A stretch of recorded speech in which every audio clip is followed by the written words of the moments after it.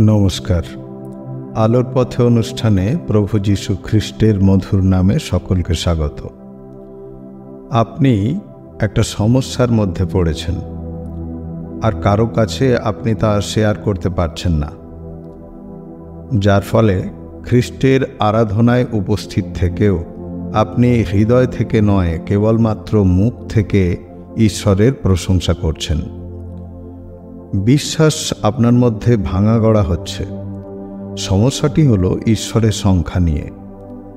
সমস্যার শুরু যেদিন আপনি শুনলেন পিতা, পুত্র, পবিত্র আত্মার নামে ধন্যবাদ। আপনি কখনোই মেলাতে পারলেন না একজন ঈশ্বর বলে তিনজনের নাম শেখানো হচ্ছে আপনাকে। এর পাশাপাশি আছে যিশু বিরোধীদের প্রশ্ন। আপনি যদি বাইবেল কম পড়েন তো আপনি বিপর্যস্ত এবং অপ্রত্যাশিত যুক্তির আঘাতে আহত হয়ে পড়তে বাধ্য। তারা বাইবেল থেকে কতগুলো পদ আপনার সামনে তুলে ধরতে পারে, যেমন গীত সংহিতা ৮২ অধ্যায়ের ১ পদ, ঈশ্বর ঈশ্বরের মণ্ডলীতে দণ্ডায়মান, তিনি ঈশ্বরদের মধ্যে বিচার করেন। গীত সংহিতা ১৩৬ অধ্যায়ের ২ পদ, ঈশ্বরগণের ঈশ্বরের স্তব করো, তাহার দয়া অনন্তকাল স্থায়ী। যোহন ১০ অধ্যায় ৩৪ পদ, যীশু তাহাদিগকে উত্তর করিলেন, তোমাদের ব্যবস্থায় কি লিখিত নাই, আমি বলিলাম তোমরা ঈশ্বর? প্রিয় বিশ্বাসী, কথাগুলো লক্ষ্য করুন। ঈশ্বরদের মধ্যে বিচার ঈশ্বরগণের, তোমরা ঈশ্বর। প্রতিটি ক্ষেত্রেই আমরা একের বেশি ঈশ্বরের আভাস পাচ্ছি। দিয়াবল এই ধরনের শব্দগুলো ব্যবহার করেই স্বল্প বিশ্বাসীদের বশীভূত করে। তারা মনে করে এতদিন বংশ পরম্পরায় ঘর ভর্তি ঈশ্বরের সেবা করে, তাহলে আমরা কোনো ভুল করিনি। মহা ভুল করেছি এই যিশু বিশ্বাসীদের কথা শুনে। এরা মুখে বলছে পরমেশ্বর পিতাই একমাত্র ঈশ্বর, ভবনে এসে শুনছি যিশু ও ঈশ্বর। আবার কখনো কখনো বলছে পিতা, পুত্র, পবিত্র আত্মা। তারা মানে সবে মিলে তিনটি ঈশ্বরের কথা জানা যাচ্ছে আমাদের কাছে। খ্রিস্ট বিরোধী তো বটেই, সেই সঙ্গে অনেক স্বল্প বিশ্বাসীরা ঘুরে দাঁড়িয়ে বলতে চায়, এবার ভবনে গিয়ে কেঁচো খুঁড়তে কেউটে বের করে দেখিয়ে মরতে কেলেঙ্কারি বাঁধিয়ে দেবে। অতএব নিজেদের প্রবঞ্চনার শিকার মনে করে তারা ধীরে ধীরে ঈশ্বরকে জলাঞ্জলি দিয়ে মণ্ডলী বিমুখ হয়ে পড়ে।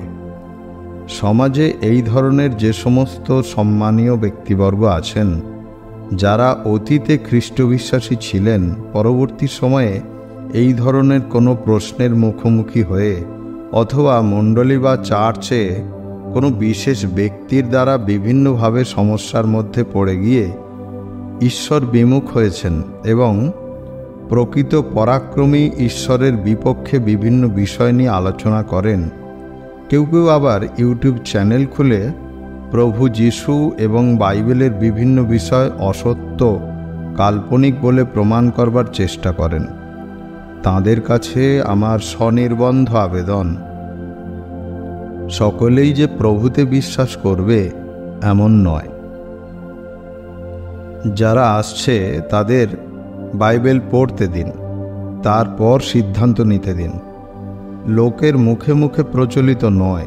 প্রিয় বিশ্বাসী, বাইবেল ঈশ্বরের বাক্যের বই। ঈশ্বর সত্যময়। পরমেশ্বর পিতা পবিত্র পবিত্র বাহিনীগণের ঈশ্বর সদাপ্রভু। ঈশ্বরের আত্মা দ্বারা পরিচালিত হয়ে ভাববাদীগণ এবং প্রভু যিশুর অনুসারীগণ ঈশ্বরের যে কথা অনুভব করেছেন অথবা প্রত্যক্ষভাবে দেখেছেন, শুনেছেন, সেইগুলির যৎসামান্য ঈশ্বরের ইচ্ছা অনুযায়ী বাইবেলে লিখিত আছে। তাই বাইবেলকে পবিত্র বাইবেল নাম দেয়া হয়েছে। যে কোনো প্রশ্নের মুখোমুখি হয়েছেন তো আপনি মণ্ডলীতে বেশি বেশি করে আসুন। শুরু থেকে শেষ পর্যন্ত গভীর মনোযোগ দিয়ে প্রার্থনা সহকারে বাইবেল পড়ুন। আসুন এই বিষয়ে গভীরভাবে জানতে পবিত্র আত্মার দ্বারা আমরা ঈশ্বরের কাছে প্রার্থনা করি, যেন ঈশ্বর তার পরাক্রমী বাক্যের মধ্যে দিয়ে আমাদের বুঝতে সাহায্য করেন যে ঈশ্বর আসলে কয়জন। প্রিয় বিশ্বাসী, চোখ বন্ধ করুন। আসুন প্রার্থনা করি। হে স্বর্গের জীবন্ত পিতা, তোমার পবিত্র নামে ধন্যবাদ করি। আজকের এই দিন দিয়েছ যখন আমাদের তুমি জীবিত রেখেছ, তার জন্য তোমার প্রশংসা করি, ধন্যবাদ করি। আমরা তোমায় আরও গভীরভাবে জানবার জন্য তোমার জীবন্ত বাক্যের সম্মুখে এসেছি প্রভু।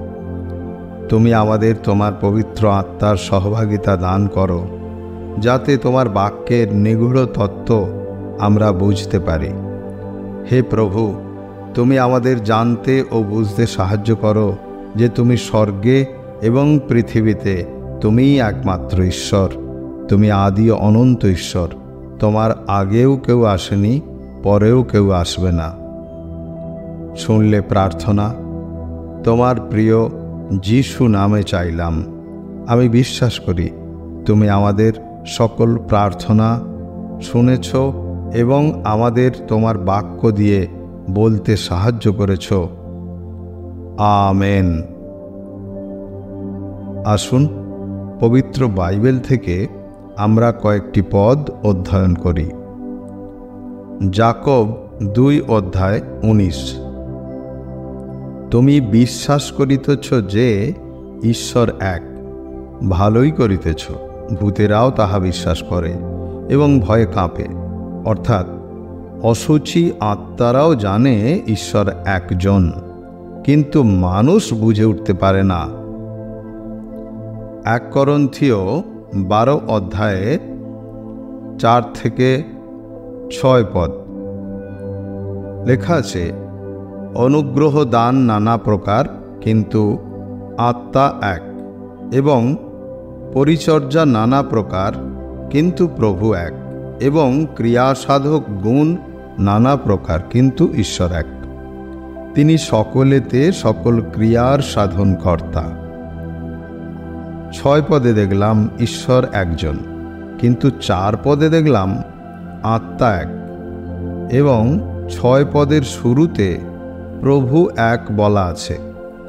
চিন্তা করবেন না, ধৈর্য ধরে ভিডিওটি শেষ পর্যন্ত দেখুন, নিশ্চয়ই উত্তর পাবেন। যিশাইয় 44:6 পদে লেখা আছে, সদাপ্রভু ইসরায়েলের রাজা, তাহার মুক্তিদাতা, বাহিনীগণের সদাপ্রভু এই কথা কহেন, আমি আদি, আমি অন্ত, আমি ভিন্ন, আর কোনো ঈশ্বর নাই। যিশাইয় ভাববাদীর মধ্যে দিয়ে ঈশ্বর বলেছেন তিনি আদি অন্ত, তিনি ছাড়া অন্য কোনো ঈশ্বর নেই। আরও 2টি পদ পাঠ করব। যিশাইয় 45:21-22 পদ। তোমরা সংবাদ দেও, কথা উপস্থিত করো। হাঁ, সকলে পরস্পর মন্ত্রণা করুক। পূর্ব হইতে এ কথা কে জ্ঞাত করিয়াছে? সেকাল হইতে কে সংবাদ দিয়াছে? আমি সদা প্রভু কি করি নাই? আমি ব্যতীত অন্য ঈশ্বর নাই। আমি ধর্মশীল ও ত্রাণকারী ঈশ্বর, আমি ব্যতীত অন্য নাই। হে পৃথিবীর প্রান্ত সকল, আমার প্রতি দৃষ্টি করিয়া পরিত্রাণ প্রাপ্ত হও, কেননা আমি ঈশ্বর, আর কেহ নয়। এখানে ঈশ্বরের বাক্য বলে আমি ব্যতীত অন্য নাই, কেননা আমি ঈশ্বর, আর কেহ নয়। যিশায় ভাববাদী প্রভু যিশুর সম্পর্কে ভাববাণী করেছেন।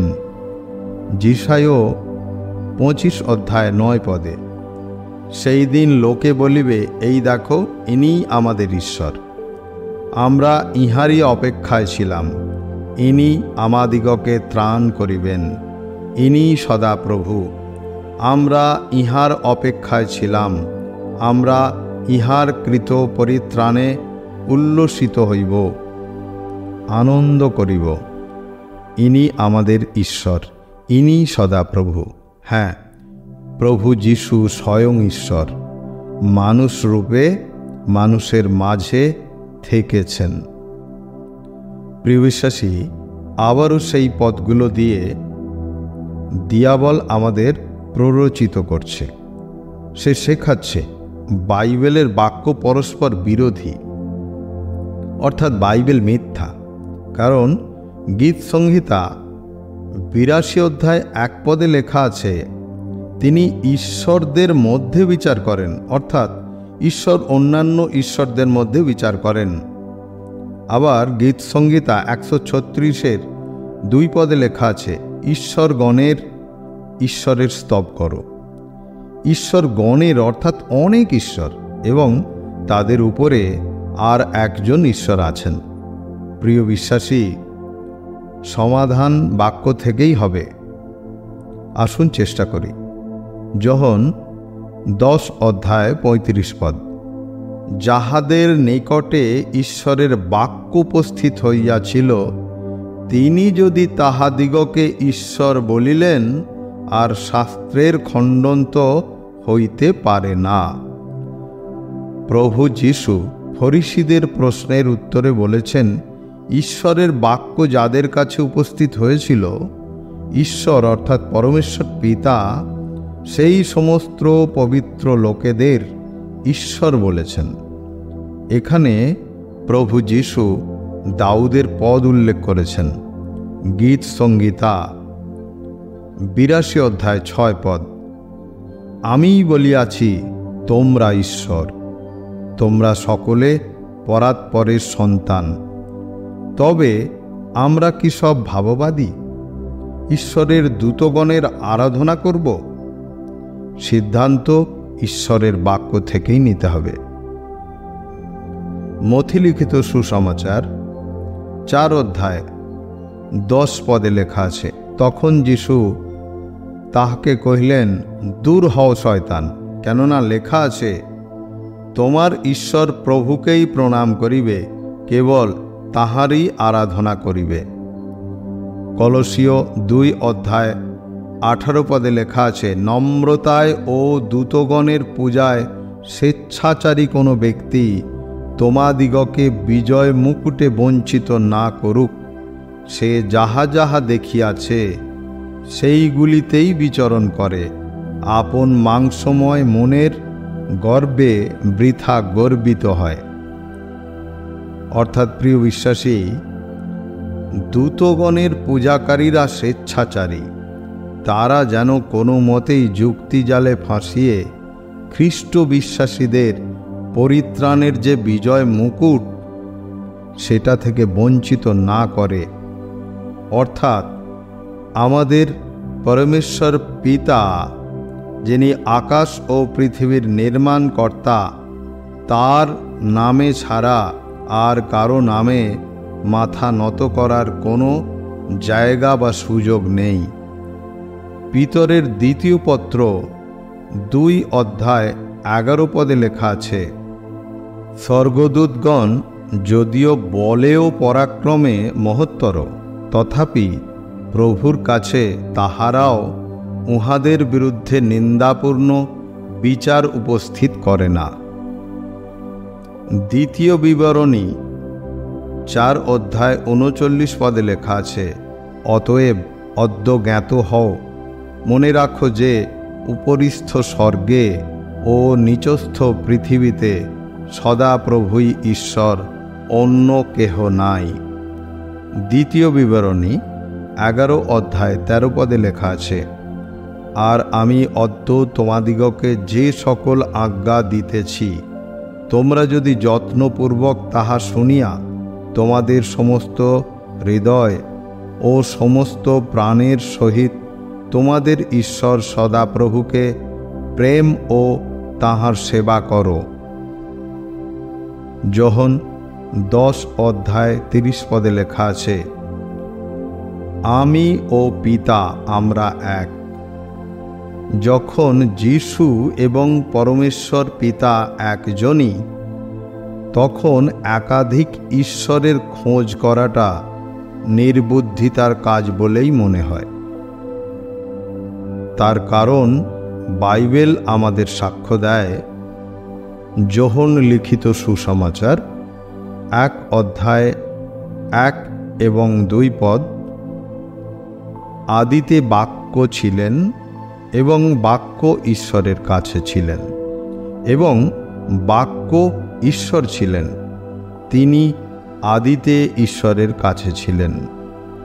14 লেখা আছে, আর সেই বাক্য মাংসে মূর্তিমান হইলেন এবং আমাদের মধ্যে প্রবাস করিলেন, আর আমরা তাহার মহিমা দেখিলাম, যেমন পিতা হইতে আগত একজাতের মহিমা। তিনি অনুগ্রহে ও সত্যে পূর্ণ। মথি 4:11 লেখা আছে, তখন দিয়াবল তাহাকে ছাড়িয়া গেল, আর দেখো দূতগণ কাছে আসিয়া তাহার পরিচর্যা করিতে লাগিলেন।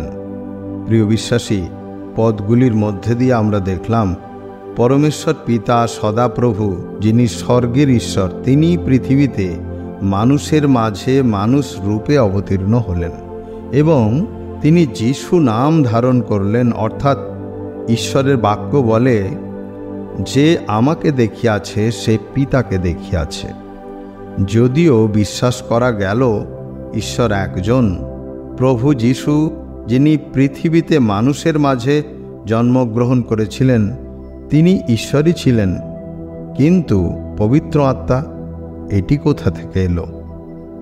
আসুন এ বিষয়ে জানতে পবিত্র বাইবেল থেকে কয়েকটি পদ অধ্যয়ন করি।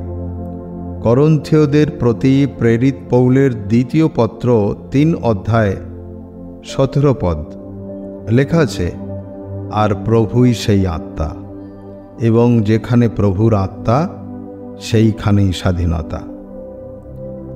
গালাতীয়দের প্রতি প্রেরিত পৌলের পত্র 4:6 লেখা আছে, আর তোমরা পুত্র, এই কারণ ঈশ্বর আপন পুত্রের আত্মাকে আপনার নিকট হইতে আমাদের হৃদয়ে প্রেরণ করিলেন। ইনি আব্বা পিতা বলিয়া ডাকেন।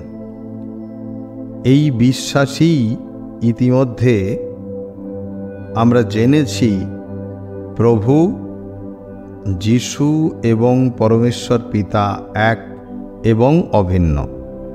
এবারে দেখব পবিত্র আত্মা ঈশ্বর এবং প্রভু যীশু থেকে কিভাবে অভিন্ন। প্রেরিতের কার্যবিবরণী 5:3-4 লেখা আছে, তখন পিতর কহিলেন, অননীয়, শয়তান কেন তোমার হৃদয় এমন পূর্ণ করিয়াছে যে তুমি পবিত্র আত্মার কাছে মিথ্যা বলিলে এবং ভূমির মূল্য হইতে কতকটা রাখিয়া দিলে? সেই ভূমি থাকিতে কি তোমারই ছিল না?